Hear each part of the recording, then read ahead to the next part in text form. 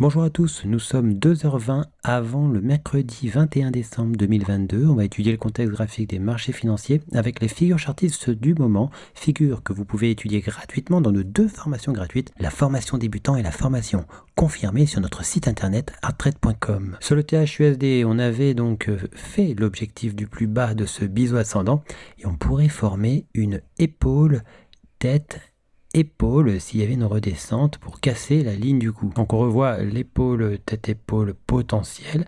Mais attention, on pourrait très bien casser pour venir prendre appui sur le triangle rectangle avant un rebond vers l'objectif H du triangle rectangle ou une invalidation du triangle rectangle pour une reprise de la baisse. On s'aperçoit qu'on est revenu au-dessus de la ligne jaune qui est le plus bas d'après cassure de l'épaule tête-épaule.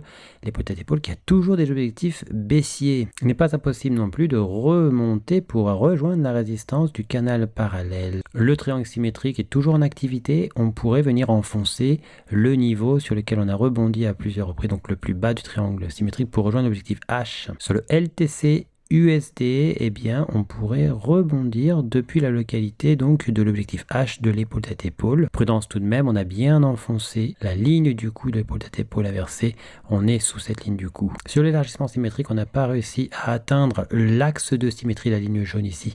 Donc de cet élargissement symétrique, on tente un rebond aux abords de ce niveau. Sur le BTC USD, on a toujours le drapeau vert qui a cassé à la baisse, donnant des objectifs baissiers contraires aux objectifs haussiers du triangle rectangle. On a fait le plus haut du triangle rectangle. Le drapeau offre la possibilité de rejoindre aussi l'objectif H du biseau d'élargissement ascendant à angle droit et nous réoriente potentiellement vers l'objectif H du drapeau et l'objectif H de l'épaule tête-épaule. Sur le marché du gold en M30, eh bien, la contre-attaque de la cassure du canal parallèle mauve s'est faite par une tasse avec anse dont on n'est pas loin de l'objectif H qui coïncide non loin de là avec le niveau du plus haut du canal parallèle, niveau d'invalidation. En H4, on s'aperçoit qu'on a recassé la ligne du coup de la tasse avec anse et qu'on n'est pas loin de revenir tester le dernier plus haut d'après cassure. Sur le silver, eh bien ça y est, on a fait l'objectif H de l'épaule tête-épaule inversée qu'on vous présente depuis un moment. On a bien réintégré ce biseau d'élargissement ascendant angle droit, on pourrait rejoindre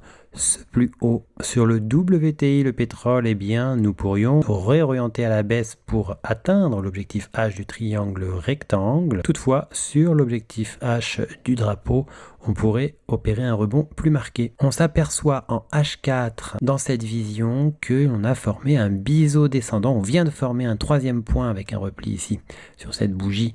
Troisième point donc sur la résistance de ce biseau descendant. Si on cassait par la suite à la hausse ce biseau descendant, eh bien on aurait pour objectif le plus haut du biseau descendant. Sur le CAC 40, on a fait l'objectif H du double sommet qu'on vous avait présenté. On n'a pas réalisé l'objectif H du canal parallèle. En H1, on s'aperçoit qu'on est venu taper la ligne du coup de la tasse avec anse. C'est un niveau sur lequel on peut rebondir. Attention tout de même, on est coincé entre une résistance au-dessus et des supports en dessous. On pourrait très bien revenir sur les supports en question. Sur le marché du DAX, l'objectif H du double sommet a créé une réaction de rebond. On s'aperçoit qu'on a toujours l'objectif du biseau descendant. Ce pourrait être un simple petit repli pour repartir à la hausse. Attention, un retour, un pullback sur le biseau descendant est possible. Sur le FTSE, on avait donc une épaule tête-épaule qui a cassé la baisse. On a fait ce demi-objectif H de cette épaule tête-épaule, mais regardez, on a buté sur ce niveau ici.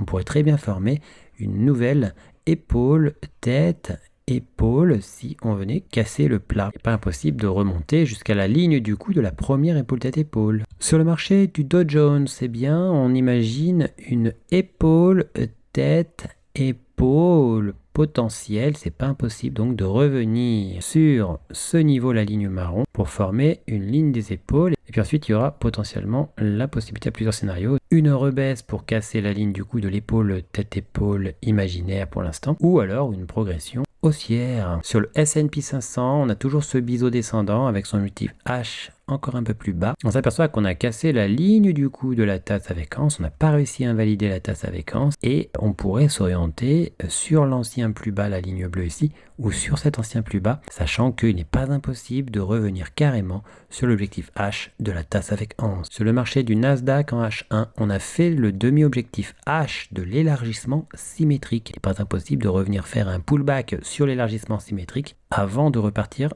vers l'objectif H. On peut aussi y aller directement. Bien sûr, l'élargissement symétrique pourrait être contre-attaqué. On pourrait rebondir autour de cette ligne bleue, selon certains de nos scénarios. Toutefois, une cassure de la ligne mauve nous donnerait la possibilité de matérialiser les objectifs chartistes baissiers du drapeau. Et s'ils étaient atteints, eh bien, on embarquerait alors le niveau d'invalidation de l'épaule tête-épaule inversée, qui n'est pas encore invalidé. Dans cette vision, eh bien, le Nasdaq pourrait très bien rejoindre l'objectif H du biseau d'élargissement descendant à angle droit. Sur l'euro-dollar, on avait repéré un biseau descendant avec 1 point, incursion, 2 points, 3 points, cassure, et puis on a fait un retour sur la figure. On pourrait très bien remonter, si on remontait depuis la localité du moment et qu'on cassait la ligne plate, ici 1 point, 2 points, eh bien ce serait alors la ligne du coup d'une épaule, tête en 2 temps, épaule droite, voilà, épaule gauche, épaule droite potentielle à condition d'une cassure ici. Dans ce cas-là, on aurait alors des objectifs à matérialiser à la hausse en plus des objectifs du biseau descendant, donc le plus haut. Sur l'euro-dollar, on revoit le biseau descendant qui se propose après différentes figures qui montrent que nous on est dans une tendance avec dépose, progression, dépose, progression, dépose, progression. Et cela pourrait nous amener sur le triangle symétrique pour réaliser un pullback sur ce triangle symétrique. Sur le AUD JPY, on a cassé la ligne du coup oblique à 1 point, 2 points, 3 points de cette épaule tête-épaule. Et on est venu taper ce niveau mauve. On pourrait très bien, selon nos scénarios, rebondir pour faire un pullback sur l'épaule tête-épaule depuis cette ligne mauve pour ensuite éventuellement redescendre et réaliser la formation d'une épaule tête-épaule. Toutefois, un rebond pourrait apparaître malgré tout, mais attention, la chute est apparue après l'annonce de la Banque centrale du Japon. On pourrait très bien continuer la progression baissière jusqu'à l'objectif H de l'épaule tête-épaule, et ce peut-être direct. Sur le USD CAD, on avait cassé le biseau d'élargissement ascendant à angle droit. On a recassé ce biseau d'élargissement ascendant à angle droit, mais on a réintégré cette même configuration. Pas impossible de revenir tester ce dernier plus bas d'après cassure avant, selon nos scénarios, un potentiel rebond. Malgré la figure de biseau d'élargissement descendant à angle droit, on privilégie, quant à nos scénarios, le retour sur les plus hauts et la cassure de ce plus haut. Toutefois, même si on a cet axe de pensée, eh bien, la baisse est tout à fait possible, et ce rapidement. On a toujours l'objectif H de l'épaule tête-épaule inversée, tout en haut ici. Et on a le drapeau. Le drapeau a été réintégré. On imagine qu'il pourrait y avoir un retour baissier ponctuel avant une remontée. Cela dit, cela n'est qu'un scénario parmi tant d'autres. Il pourrait y avoir aussi une chute brutale qui pourrait donc invalider le drapeau. En H1, on s'aperçoit qu'une chute pourrait servir de pullback, de retour sur le drapeau vert pour opérer soit un rebond autour de cette ligne, soit une réintégration du drapeau. Toutefois, ce drapeau marron est toujours d'actualité, pourrait s'activer jusqu'à son objectif H, et dans ce cas-là, on embarquerait le niveau d'invalidation de l'épaule tête-épaule marron dont on avait fait le demi-objectif H seulement. Sur le USD CAD, le drapeau vert offre des objectifs encore plus hauts que l'objectif H de l'ancien triangle symétrique. Sur le AUD USD, on arrive sur le bas de canal parallèle qui peut être un niveau qui peut proposer un rebond plus marqué puisqu'on a vu qu'il a eu du mal à être franchi déjà à 2 reprises. Toutefois, un retour sur la ligne du coup de l'épaule tête-épaule inversée n'est pas improbable. En daily, attention, une cassure du support de l'élargissement symétrique pourrait permettre un retour de la baisse vers l'objectif H de cet élargissement symétrique selon la théorie chartiste. Sur l'euro CHF en H1, on a un biseau ascendant qui a cassé la baisse, on a formé un plus bas d'après cassure, cette ligne jaune.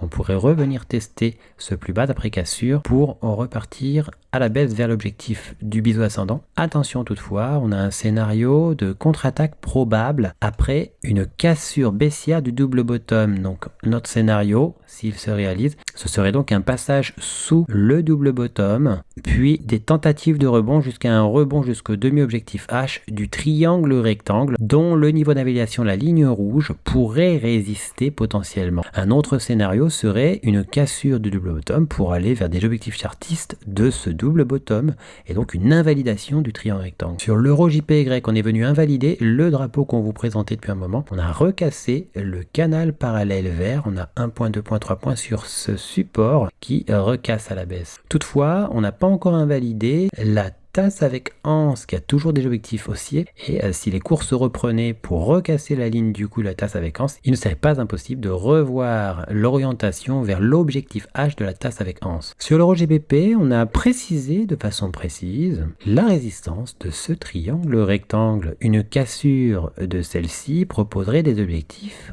haussier que l'on pourrait alors matérialiser. Sur le GBP NZD, on a toujours les objectifs chartistes baissiers du triangle symétrique, même si on a vraiment du mal à franchir le plus bas d'après casser la ligne jaune. Sur le USD JPY, on arrive sur un niveau sensible qui pourrait proposer un rebond soit temporaire pour former pourquoi pas une épaule, tête-épaule, soit durable. Pour autant, l'annonce de politique monétaire de la Banque du Japon a proposé une dynamique fortement baissière et cette baisse pourrait se poursuivre jusqu'à l'objectif H de la tasse avec anse. Notre scénario privilégié serait un rebond avant un retour sur l'objectif H. Sur l'euro AUD, on a atteint l'objectif H du drapeau vert. On a aussi atteint le demi-objectif H du double creux. Sur le GBP JPY, notre scénario qui consistait à imaginer un retour sur la ligne mauve a complètement échoué puisque une chute est apparue. En effet, on espérait un retour sur cette ligne mauve et la chute a contre-attaqué cette idée. Toutefois, un retour de la hausse n'est pas à exclure. Sur NZD JPY, le plus haut ici, la ligne bleue, a résisté. On n'a pas pu aller sur l'objectif H du double bottom qui s'est fait invalider. On a atteint l'objectif entre-temps d'un biseau descendant qui avait donc 1 point, 2 points, petite incursion, 3 points ici, cassure. Donc on a atteint l'objectif de cette configuration. Ce qui fait qu'on a eu du mal et qu'on n'a pas réussi à franchir la ligne jaune qui était le dernier plus haut d'après cassure de la ligne du coup de la tasse avec anse. Nous revoici sous la ligne du coup. Pour recevoir gratuitement les nouvelles figures chartistes en notification, vous allez sur le site internet, vous cliquez sur Analyse VIP. Une fois que vous êtes sur Analyse VIP, vous cliquez sur S'abonner et puis vous n'aurez plus qu'à vous inscrire ici. Vous mettez un mail, un mot de passe, vous indiquez que vous n'êtes pas un robot et vous mettez S'inscrire. Vous serez alors abonné, vous recevrez toutes les notifications des nouvelles figures trouvées, que ce soit les figures chartistes ou les figures harmoniques. Figures que vous pouvez étudier gratuitement dans nos 2 formations gratuites, le niveau débutant et le niveau confirmé. On a encore 3 autres niveaux qui eux sont payants. En cliquant sur figures chartistes, vous arrivez sur la liste des figures chartistes du moment que l'on a posté. Vous retrouvez aussi les vidéos concernant les analyses chartistes du moment. N'hésitez pas à venir aussi nous découvrir sur notre blog, tout en haut ici, blog. Vous y trouverez nos derniers posts, les défis Hard Trade, ainsi que toutes les nouvelles Hard Trade. À bientôt sur notre site hardtrade.com.